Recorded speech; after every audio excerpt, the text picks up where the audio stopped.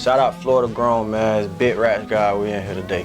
Slap. Gang, gang, gang. Gang, gang, gang. We gon' bang. Bang, bang, bang. Well, Rats guy came from literally like since I was a kid. I always like money, and everybody started calling me like Rats. And it used to be Rats a Million, but that shit lame. That shit real lame. And like, I was doing some things I shouldn't be doing, and people was glorifying me for it, and these kids started calling me God, and I ain't like that. I ain't gonna play with the man upstairs, so I was like, call me Rats guy. So that's where Big Rats guy came from. Big Rats, and I'm the God of Rats. You know what I'm saying? I'm from Atlanta, Georgia. Yeah, I was raised there. I've been back and forth here for a little bit, but predominantly in Atlanta though. Yeah, but I'm putting on for the Odo. That's where I started doing music at. Yeah, no, definitely. Big Orlando. People know I'm coming out the O, but at the same time, I feel like people don't know what to expect from me because I'm so different. And it's like even like for instance, like when I'll be walking around somewhere, people will stop me and be like, bro, you not from here. Really, some people straight up be like, bro, you from Atlanta. Like, you know what I mean? Like, I guess I just wear Atlanta on me or something like that. But I feel like people don't know what to expect from me. Shit, I don't be knowing what to expect from me realistically. Thugger. Hold up. If you listen to anything outside of like Boosie, Gucci, Gotti and shit like that, like that shit was weird or something was wrong. But like once Thug like kind of came out, like I embraced it and I took to it fast, and like I ain't give a damn what nobody thought about it and stuff. And it's just always been like a big idol of mine, and it ain't really got nothing to do with like being from Atlanta and nothing like that. That's just gonna be always one of the all-time greatest to me. Like that's just that nigga to go for real. I mean, I feel like other than like me, Whoop, and a few other artists and stuff like that, I don't want to go down the list because there's a lot of artists that's different and stuff, but like not everything sounds the same, but it's always that little set like almost Florida like Kodak type sound, Kodak Glock 9 type sound. So it's like, I feel like the only thing that's gonna give Florida, which Florida is doing great right now. Like people try to like overlook it and stuff, but like Florida's doing great. But I feel like Florida, like same thing everybody else say, they just gotta come together a little bit more and really fuck with each other. And it's not like just go do a song with each other and stuff like that. You notice when Future drop a song, you're gonna see Thug posted, you're gonna see Key posted, you're gonna see everybody. It might be people outside of their camp, the smaller artists, the other bigger CEOs and stuff, like they support each other and come together and stuff, and it's not a lot of that here. There's not a lot of that here at all. Everybody in competition. I don't know if it's a pride thing or niggas think they better than the next nigga or whatever, but it's like, just make music, bro. Well, I've been making music for like close to 2 years now.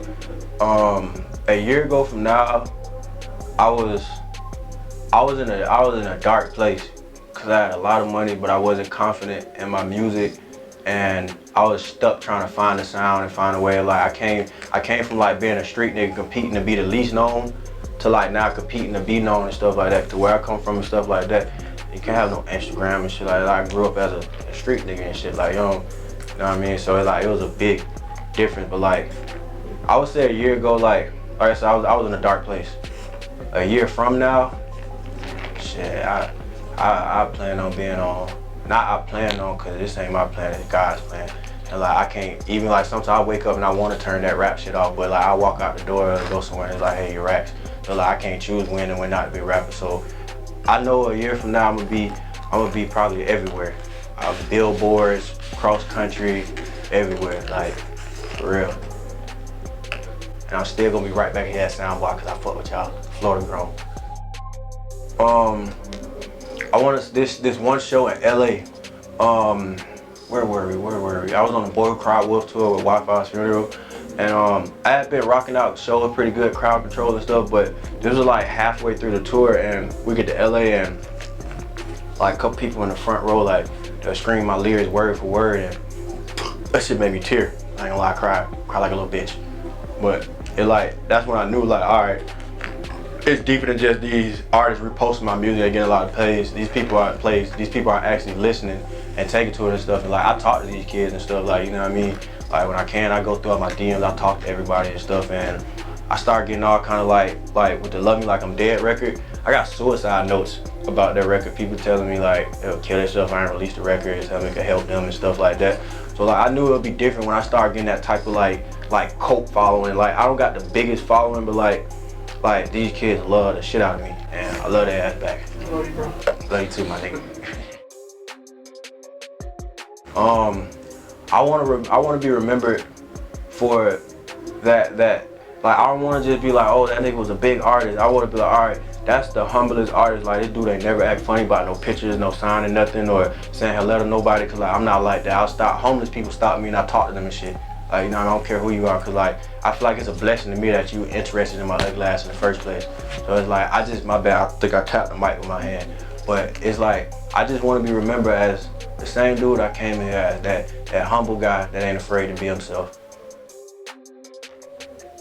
I wish people had a better understanding of like what and where I come from and what trials and tribulations I gotta go through. Cause people think I just wake up every morning and put a Rolex on and skip to Malou down the damn street, and it's just like, that's just how it is. But I just want people to really understand what comes with it, the sacrifices and all that and stuff, cause I don't have to sacrifice a lot of good people, a lot of family members, money, all that shit. Cause like, in order to focus on this, like you can't really have no plan B. Like of course you gotta like, for the financial state until you start getting really money off of it, but it got to the point I let myself go broke to perfect my craft and stuff, and to keep me out of trouble, because I could make all the money in the world doing stuff, I ain't got no business doing this stuff, and then as soon as my career started doing something, then I'm behind a slammer or somebody, like anything, you know what I mean? So it's like, I don't make a lot of sacrifices for it, for real,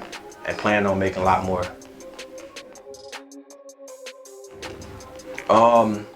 Certain situations work different for different people.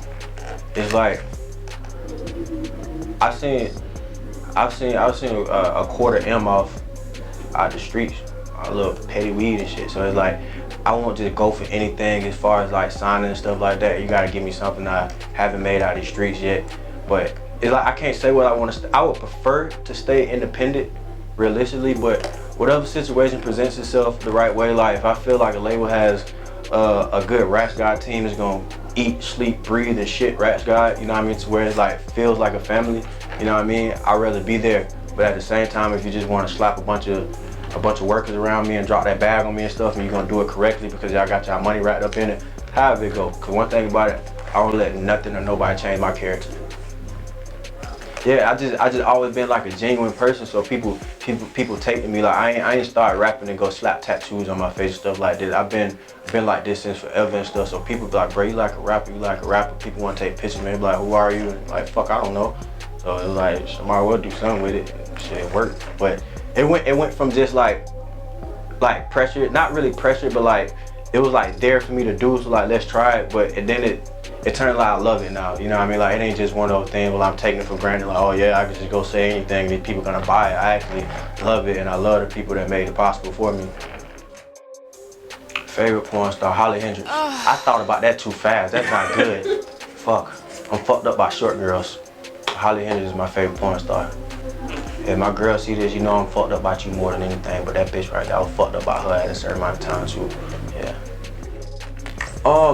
I knew him. We had our own little personal little bond and stuff, like stuff some bonds like I wouldn't talk about and stuff like that, but like we had our own little personal bond and stuff, you know what I mean? Like this my boy, man, like RPX, man, like for real. Like I never wanted to be the one to go post conversations and shit like that and stuff, because most of the time we talked, it was like some like this between me and you and stuff like that. So I didn't want to be like that and stuff. And like at some point, like when I was like, you know, I was Wi-Fi's artist for a while and stuff, and him and X weren't really seeing eye to eye for a time and stuff like that, and Wi-Fi was fucking with me really hard and stuff like that. Well, X was fucking with me really hard, hitting me up and stuff, and like he basically tried to like snatch me up, and I told him like Wi-Fi took me on tour, he kind of gave me like this little platform and stuff, like I'd love to be over there, but like, you know what I mean, my loyalty won't let me like just say fuck him and go over there and stuff, and he respected it more, you know what I mean, that I just like how loyal I was. Right now I'm just working on just like I I don't know how to sit down and just work on a project. I just make music. I got well over 100 unreleased songs and stuff. Me and Whoop's about to drop a project. Shout out to Whoop, man. To Whoop Global, man. We about to drop a project together. We got a video stashed off. We got a video stashed off with Omar, the director. We got over enough for a project. We could probably drop like 2 or 3 projects right now if we wanted to. And we've been trying to think of a little catchy name. I do got 2 EPs that's gonna drop eventually. I don't know when. We got Left for Dead and Racketeering. That's gonna be 2 names of the EPs y'all can look out for. So when you start hearing me say Racketeering a lot or Left for Dead a lot, know that EP coming. Shout out Florida Grown, man. It's Big Rats guy. We in here. Big interviews and shit, man. It's flat, man. Hey, headshot, red dot, spinning again and again, we gon' air out. Keep him out, grab my Glock. I don't know that boy face, yeah, we gon' slime him out. Millie rock, New York thought, got her blowing on my dick like it's very hot. Hit the pot, re-rock, beat it up, don't stop.